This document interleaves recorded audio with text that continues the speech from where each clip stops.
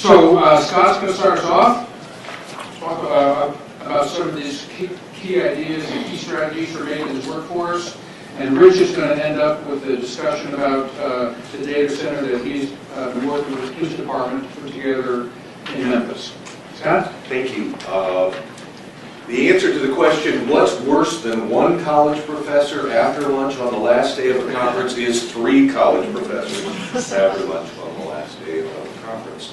A couple things that I want to emphasize in the next several minutes as we go through these slides that you all have in your in the folder in our, as Jerry mentioned, you're all capable of reading, so I'm not going to insult you by reading too many of them, is the real importance for intelligence-led policing in having data and pushing the data. The reports that were generated, the reports that we routinely get, aren't enough. We need to do much more than that, and I think there's real purchase in linking data sources, and Jerry alluded to that as well, particularly talking about something that's near and dear to my heart, which I've made much of a career of, and that's interviewing offenders and talking to bad guys. One of my favorite mayors, who Mike Scott recalls maybe not as fondly as I do, had a sign on his wall that said, "Ready, fire, aim." And he was really proud of that because, Vince Shamel, because he said, "I've got to act. I don't have time to study. I don't have time to contemplate, think things through. I'm on the front line. I'm the mayor. There's a problem. I've got to do something now." And maybe later we get the information and find out what we did didn't work. Well, we can't afford to do that either. And I think intelligence-led policing ought to have the ready, fire, and aim in the correct order. Criminal intelligence, crime analysis, the merger of those does push us beyond traditional policing data. And I think in particular, the new ways in which we can combine data and work together to merge different data sources. I lived and worked in St. Louis, and we would dispute Camden's status as the worst place in America. Although we put East St. Louis up, and congratulations. Homicide rates in St. Louis were the highest of any city in the country. And I performed a simple experiment with police officers whom I knew and rode along with and saw and worked alongside for years. And I'd say, what was the homicide rate in St. Louis last year? Or, how many homicides have you had year to date? You all have a fair sense of where your retirement portfolio is now. It's like mine, it means you're working a lot more years than you thought you were. But do you know what the crime rate is in your city? Do you know how many homicides? And I thought it ironic that in the city with the highest homicide rate in the country, about 75 per 100,000 at the time, nobody knew, and there was no notice about homicides. That information was provided by the major in charge of the violent crime unit. Every time there was a homicide, an email went to every employee in the police department, every prosecutor, state and federal, everybody who worked probation and parole in the city, everybody who worked for city corrections. And people knew, and it listed the name of the victim and the location and the time of day, the method of inflicting death, and if there was a suspect, what their criminal record was, what the victim's criminal record was, and all of a sudden people cared about homicide.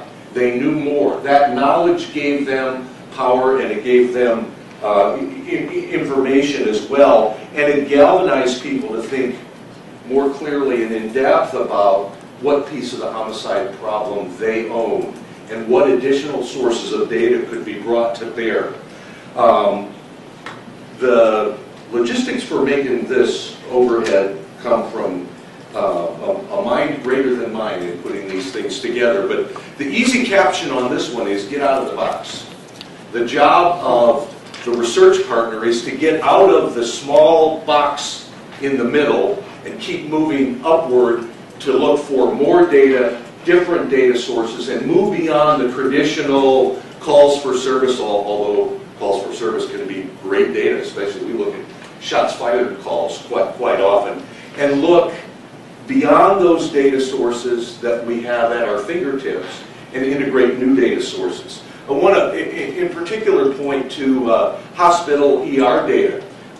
In St. Louis, one of the things we did was we did audits. We took all the shootings, all the gun assaults, and we matched them with all the gunshot victims who came through the level 1 trauma centers, and we matched that with ambulance data. And the police are fairly confident that they know about all the gun assaults in a municipality. If somebody's shot, by God, it comes to the police attention. About 30% of all the shootings in St. Louis never made it to the police. It was a Class D misdemeanor for a healthcare professional not to report, so the ER doc and nurse, for them not to report a shooting to the police. They didn't report about 1 in 3 of shooting victims who come through the ER. Well, when you combine those data, you start to get an additional view of the picture and the context in which violence and other crime types occur in your city. What we then did was go back and look at those victims who didn't end up in the police data and then pull their criminal records, and guess who they were? They were the guys that were involved in the retaliatory back and forth shootings in the neighborhoods. They were nodes, if you will, in those networks of violence. But because they didn't come to police attention, their buddies took care of justice for them. They didn't have the police department and the prosecutor exact justice for their shooting. Their buddies served as law enforcement and prosecution. When we combine data sources, we get additional power from those data. Another thing that I want to point to as well is we look a lot at gun seizure data in St. Louis. The police department seized about 3,000 guns a year, and in a city with 350,000 people, that's doing pretty good. And so we were looking at the gun seizure data, and we had it enumerated by officer. And it's the 5% account for 40 or 50% of any distribution. Of all the hundreds of officers who seized guns, there were about 20 of them that accounted for coming up on 40% of all the gun seizures. Well, what did they do different than the other officers? It didn't vary by assignment. They weren't serving warrants. They weren't on a SWAT team. They weren't on any of the special units. They were just good patrol officers who were always looking for a gun. Well, what do we do with that knowledge? How do we spread that knowledge throughout the rest of the department and have it occur in a way that can inform the rest of the department? Well, you have a focus group with those officers. You interview them. One of the things that we struggle with often is our intervention making a difference? And, you know, one really good way to measure that is in jail. I confess to probably interviewing 10,000 people in jail over the course of my career. And we would ask them, have you heard of the following interventions? And we always threw a couple fake interventions in as we went through it to kind of sort out what was real from what wasn't. If criminals have heard of what we're trying to do on the street, then we're penetrating the market that we want to reach. When we merge data sources, we multiply the power of those data sources. When we conduct interviews and add those, we increase the context and our understanding of the context. We increase the power of the information as well. Talking to people is an excellent way to find out the context. The drug market hotspots in Camden that change hour by hour, that reflect different patterns of routine activity and lifestyle, are only evident when we parse them into small units, when we interview the participants, when we interview the people who are victimized by those crimes. You're going to hear a good deal on data clearinghouses in a minute. Rich and the Memphis people are keeping the big screen TV folks in business. You got 40, is that right? 40 such screens. And there are different ways to go about getting this. Lots of data is collected in all of our jurisdictions. Where are opportunities that we can add, say, if your community does the Youth Risk Behavior Survey, it's done in almost every community in California, most large communities across the country. can we add 7 or 8 questions? If it's done in Reno, can we add 7 or 8 questions about prescription drug abuse and learn more from kids who are in school who often know more about what's going on than we do? We need to look for non-traditional and non-law enforcement groups. Conducting focus groups is also an excellent idea. And I'm a real fan of doing homicide and other incident reviews, 1 or 2 cases at a time, big groups of folks in the room, everybody who's got a piece of that, whether it's the hospital ER people, or probation, or parole, or the Department of Economic Security, or the officers who work the beat, or the minister, where mom goes to church. Those are important things to do. And for the research partners in the room, if you haven't done a ride-along with your police partners yet, you're missing the best chance you can to do what Gary would call getting squared away. You want to demonstrate that you can be squared away, get in the car and do a couple ride-alongs with your police partners. We have lots of gaps and holes. Milwaukee got a $3 million grant. I was assigned to be their consultant. Milwaukee got a $3 million grant to do something about gangs, and they had no police measures of gang membership, gang incident, or gang crime. A lot of overtime capturing, going back, reading through cases and capturing that data. They've now got a good set of fields, and your research partners should be suggesting areas where information ought to be available to guide and engage in good problem solving, but isn't. And reading through your results, oftentimes with offenders, can be a good idea. You can go to the jail and sit down and do a focus group with offenders and say, here's how we think methamphetamine distribution works. What do you think about it? What do you know about it? Obviously, that's not one piece of information to be used in a vacuum. It's a piece of information that should be combined with other sources as well. And having those periodic reviews of what you've learned while it's in progress, and Chip's talked this morning about what your story is. If I could get my doctoral students to get that story thing going, I think they do real well, a lot better than some of them are doing now. You've got to know what's the story about our problem in our city. And you can do that by talking through the process with your partners. Lots of barriers to effective data utilization. Nothing like they were 25 years ago, when researchers were persona non grata and often stopped at the front door going in police departments. Police have been burned in the past. I walked into a weed and seed evaluation in Las Vegas where the local evaluator held a press conference without telling anybody else on the team to announce that weed and seed in Las Vegas was an abject failure and they should send the money back.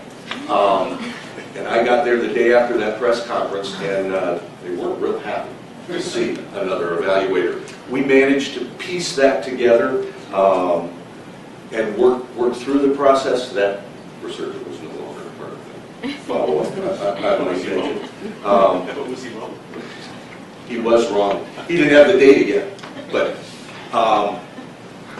we want research partners to establish partnerships among themselves, as well as to formalize their relationship with the teams that they're working with. So as you're a research partner across the sites, you should be talking to other research partners about the problems and the challenges that you encounter, because as we all tell our students, if you have the question, that means other people are likely to have the question as well. Having success stories really helps maintain the team. These partnerships can be hard work. They can be difficult to sustain. There can be challenges. And if we've got a good success story to tell, a good arrest, a good person taken off our worst of the worst impact player MVP list, a successful intervention in a neighborhood, new partners, that can help sustain over the course of a couple years intervention a process that can be difficult to sustain at times. Memphis has sustained things for quite a long time. Haven't they, Rich? Yeah. He's not going to give it up. That's your story. Okay, one last college professor, okay? I mean, can't be that bad. But the secret is, I'm not just a college professor. I actually also used to be a lawyer long ago. NPD says they have forgiven me for being a criminal defense lawyer in my other life, but yeah, you did forgive me, right? Yes. I didn't know.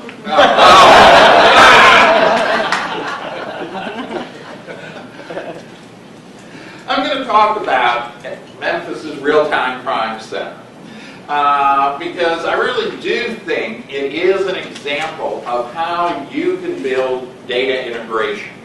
It's an outgrowth of MPD's Blue Crush strategy, crime reduction using statistical history.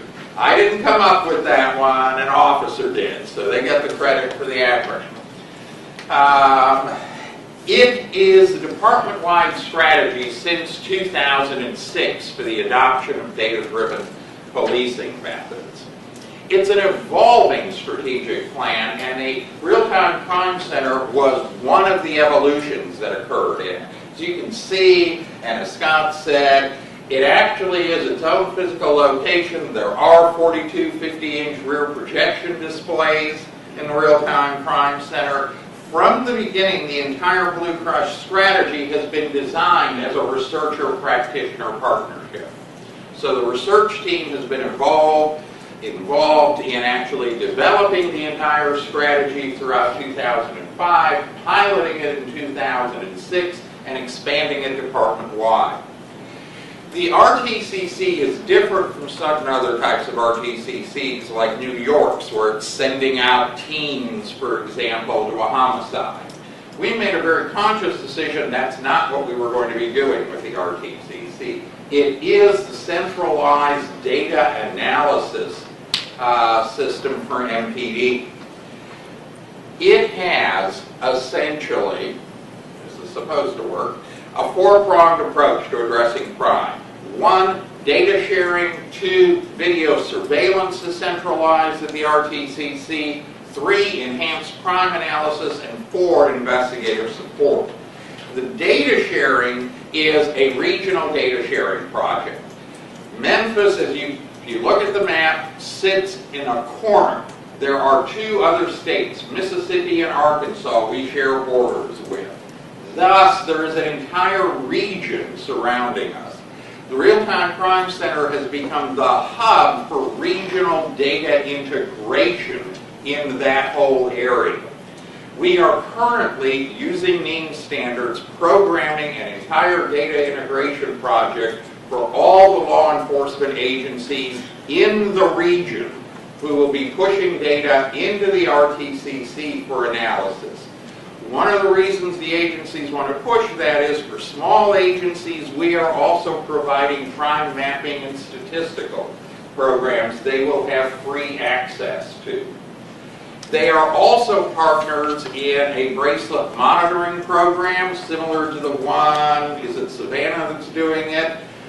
It is also targeted, ours is targeted on repeat offenders going out on bond. We are also sharing bracelets with the other departments in the region so they can also participate in the monitoring. Ours may also be a little different than yours in the sense that we are not only using a monitoring system to monitor where the offender is at any time, we're also programming a set of algorithms that will track the crime data as it is coming in and then do matches for place, time, and date between incident data, offender location, and then alerts to be sent out to the departments when there has been a relative match between those two. So the GPS bracelet program is being done under a COPS grant. This is also where video surveillance has been centralized. MPD has been expanding the number of cameras, both covert and overt cameras throughout the city.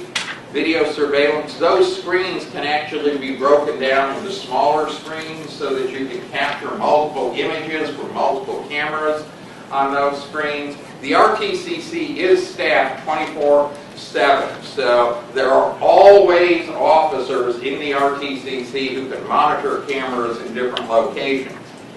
MPD has also been heavily expanding the use of license plate reader cars. If you haven't looked at license plate reader cars, you should. They are an amazing tool because they will give your officers on patrol extra information that allows stops. Now, MPD has been very creative in enhancing the technology. It is using a set of innovative cameras. The standard LPR car usually has 3 cameras at about $25,000 apiece, one on each side, one in front. MPD, working with a local vendor, designed a camera on a swivel linked to a computer in the officer's car so the officer can move the camera on top of the car. It also has infrared capacity. It has also capacity to just take pictures. So instead of $75,000 to equip a car, you're talking about, I think, about $21,000, $22,000 to equip the car. MPD also designed its own software for the LPR car. The standard LPR cars simply search a database on stolen vehicles usually. MPD searches databases for wants, warrants, for gang members, parolees, expired tags. The expired tags, for example, gives your officers an amazing ability to begin vehicle stops. If you've taught your officers how to do a vehicle stop effectively and then do a search of that automobile, you'll be surprised at what you start recovering, including lots of felons out there. The infrared capacity can be an officer safety issue. We've already had cars roll up on a shots fired scene with a group of individuals standing there. Move the infrared onto the group of individuals, you see the hot gun under that guy's jacket. And that's a huge officer safety issue, and that officer is now approaching someone. Third, I'm stealing one from Scott at that point, is Scott talks about sometimes doing community condition surveys. You can use the LPR car to roll through a neighborhood to record community conditions. Enhanced crime analysis. MPD has built up online systems that are available to officers, commanders, etc. All the officers in MPD have PDAs. Incident reports are entered on the PDA. They are hitting the system literally within 2 to 3 minutes. That data then is available on online systems through the PDAs or the commanders in the precincts. It refreshes every 10 minutes, showing the last 8 hours of incidents that are available. If an officer or commander clicks on the incident, they'll get that little pop-up. The case number, if they click on it, takes them directly to the case reports in the records management system. This is what's called the law enforcement version of CyberWatch. By the way, as a community policing tool, any citizen can sign up for a civilian version of CyberWatch. They enter an address or they enter an intersection. Every morning an email is pushed out to them from MPD that within a radius gives them a listing of all offenses that have occurred, including the ability to map those and send an email message directly to the investigating officer, wants and warrants, with an email that allows them to contact the Sheriff's Fugitive Squad. So CyberWatch has become a major tool for actually getting tips from citizens, and thousands of tips have come in over time. This also allows the CyberWatch system for geographic searches by precinct, by ward, by apartment complex, by school. It also allows for geographic searches for parolees or sex offenders. For example, by defining a radius, an officer or task force commander can bring up all the identified parolees in an area. That can be used for planning. They can bring up all of the identified gang members in an area, all of the identified sex offenders in an area. We have also been integrating the MPD databases. MPD currently has about 16 separate databases. They do have what's called kiosks where an officer can enter into the kiosk and then enter into each individual database.